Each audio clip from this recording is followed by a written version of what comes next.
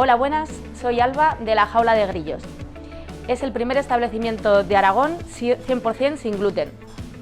También nos dedicamos a otro tipo de intolerancias como sin proteína de la leche, sin lactosa y también para veganos.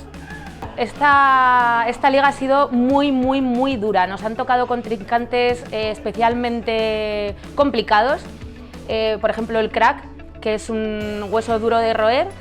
Al final lo hemos desbancado, pero sabemos que su tortilla está bastante buena, pero al final pues la Jaula de Grillos ha podido desbancar al campeón del año pasado.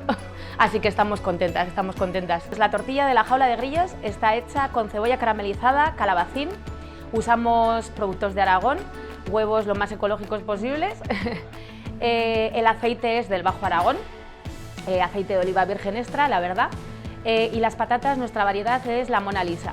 Patata Mona Lisa, y con mucho cariño, desde luego, con mucho amor.